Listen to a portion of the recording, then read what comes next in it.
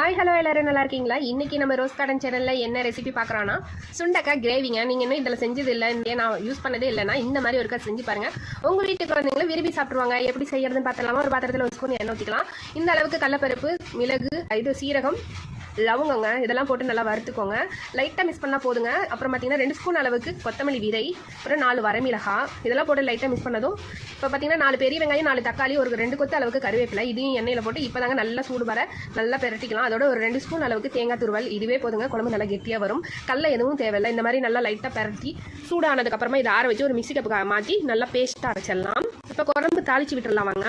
அதே பாத்திரத்தில் கொஞ்சமாக எண்ணெய் ஊற்றிருக்கேன். ஒரு ஸ்பூன் கடுகு, ஒரு 5-6 பல் பூண்டு, இப்போ இடித்து வச்ச சுண்டைக்காங்க. இந்த சுண்டைக்காயை இடிக்கணுங்க.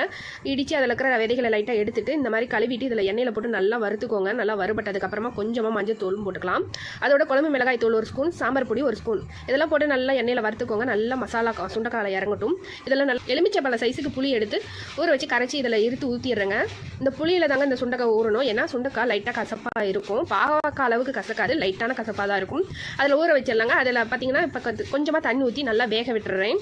இது நல்லா வெந்து இந்த மாதிரி எண்ணெய் பிரிஞ்சு வரும்போது நம்ம இப்போ அரைச்சி வச்சிருக்கோம்ல அந்த விழுது அதையும் இதில் சேர்த்துடலாங்க. சேர்த்து நல்லா மிக்ஸ் பண்ணிக்கோங்க. தேவையான அளவு தண்ணி ஊற்றிக்கோங்க.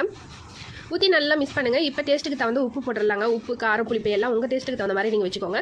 கொஞ்சம் புளிப்பாக இருந்தால் சூப்பராக இருக்குங்க இந்த குழம்பு. இப்போ இது நல்லா கொதிச்சு இந்த மாதிரி நல்லா கிரேவியாக வரணுங்க. இந்த மாதிரி நல்லா கிரேவியாக வரவிட்டு கொத்தமல்லி தூவி இறக்குனீங்கன்னா சுவையான சுண்டக்காய் கிரேவி ரெடிங்க.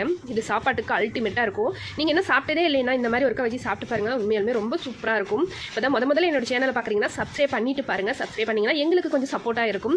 நீங்களும் இந்த மாதிரி ட்ரை பண்ணி பார்த்து எப்படி இருந்துச்சுன்னு எனக்கு மறக்காமல் கமெண்ட் பண்ணுங்கள். பிடிச்சிருந்தா ரோஸ் கார்டன் சேனலை சப்ஸ்கிரைப் பண்ணி வைங்க. அப்புறம் பார்த்தீங்கன்னா சப்பாத்திக்கு நல்லா பன் பட்டாணி கிரேவி நம்ம சேனலில் போட்டிருக்கேங்க. சூப்பராக இருக்குங்க. முதல்ல நானும் ட்ரை பண்ணேன். உண்மையாலுமே அல்டிமேட்டாக இருந்துச்சு. நீங்களும் இந்த மாதிரி ஒருக்கா ட்ரை பண்ணி பார்க்கணுன்னா நம்ம சேனலில் இருக்குது. நம்ம சேனலை மறக்காமல் சப்ஸ்கிரைப் பண்ணிட்டு பாருங்கள். ஓகேங்க, பாய். என்னோட வீடியோ பிடிச்சிருந்தா ஒரு லைக் கொடுத்துருங்க. பாய்.